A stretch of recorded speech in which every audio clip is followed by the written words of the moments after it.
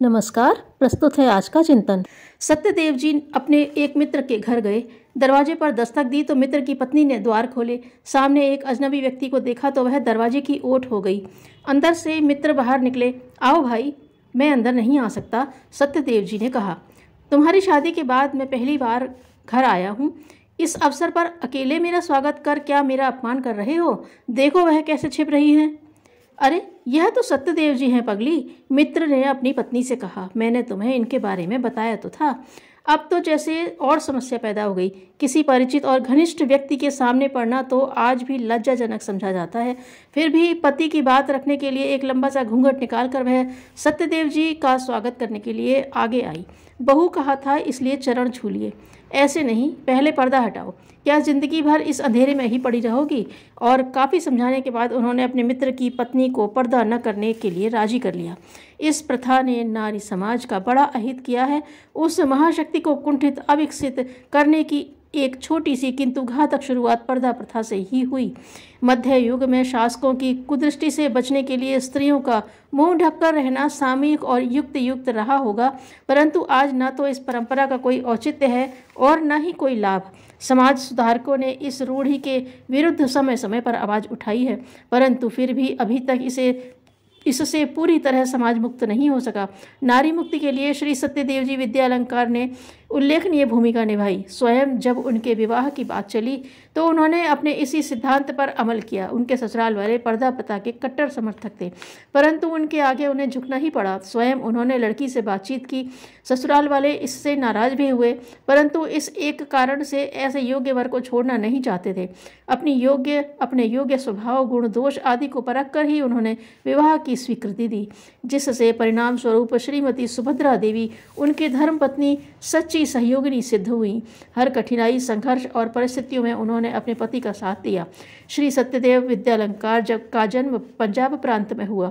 उनके पिता सब दृष्टि से संपन्न तथा समृद्ध थे।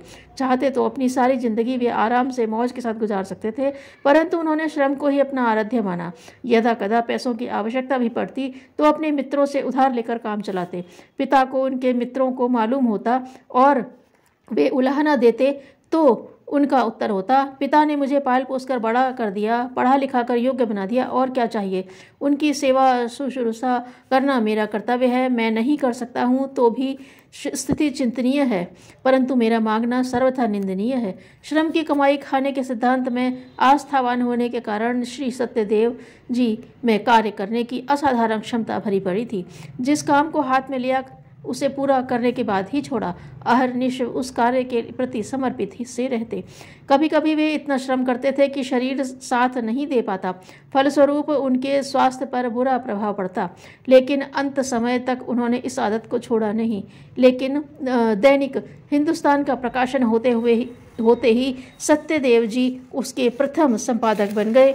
आज यह पत्र हिंदुस्तान के सर्वाधिक लोकप्रिय पत्रों में गिना जाता है। उसके पीछे भाई जी की श्रम, लगन और सूझबूझ ही छिपी पड़ी थी। हिंदुस्तान के प्रारंभिक दिनों में उन्होंने न दिन को दिन समझा और न रात को रात। पत्र की रूपरेखा, सामयिक आवश्यकता, लोक रुचि के अनुसार उनका स्वरूप निर्धारण करने के लिए कभी कभी बड़े बड़े लेखकों और नेताओं से लेख मांगने स्वयं जाया करते थे।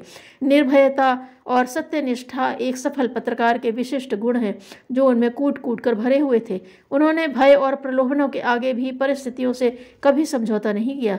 पूरे जीवन में उन्होंने 1 दर्जन से भी अधिक पत्र पत्रिकाओं का संपादन प्रकाशन किया।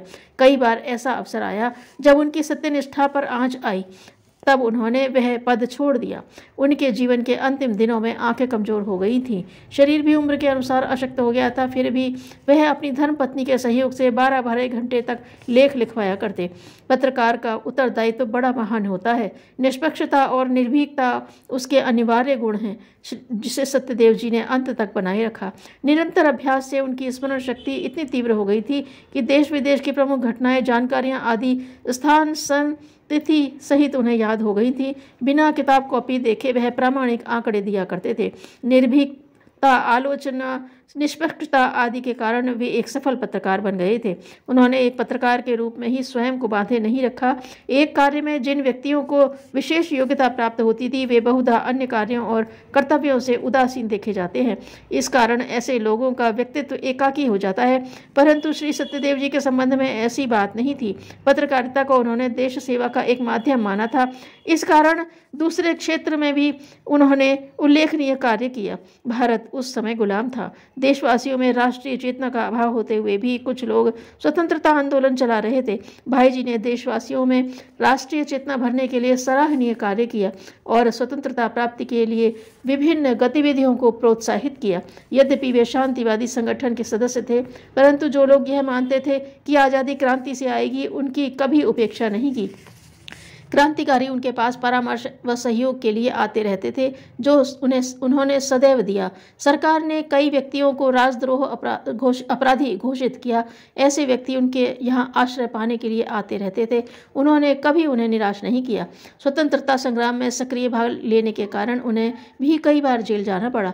हिंदू मुस्लिम एकता के वे प्रबल पक्षपाती थे और इन दोनों जातियों के बीच परस्पर सद्भाव स्नेह बनाए रखने के वे बराबर प्रयास करते रहे। स्वतंत्रता संग्राम के साथ साथ सामाजिक पुनर्जागरण के लिए भी भाई जी ने अथक प्रयास किए। इसके लिए उन्होंने सर्वप्रथम स्त्रियों की दशा सुधारने की ओर ध्यान दिया। पर्दा प्रथा, प्रतिबंध आदि जैसी कई मूढ़ परंपराओं का सक्रिय विरोध किया। उनके व्यक्तित्व के प्रभाव से कई पर्दानशीन मुस्लिम महिलाओं ने भी इस प्रथा का त्याग कर दिया। विधवाओं को विवाह के लिए तैयार करने से लेकर आर्थिक सहयोग देने तक की प्रवृत्ति उन्होंने चलाई। समाज में उन्होंने कई स्वस्थ परंपराएं चलाई। सन 1965 26 जून को 66 वर्ष की आयु में उनका देहांत हो गया। नियतिगत या स्वाभाविक मृत्यु की अपेक्षा किसी सिद्धांत के लिए, आदर्श के लिए मरना अधिक स्तुत्य है। धन्यवाद।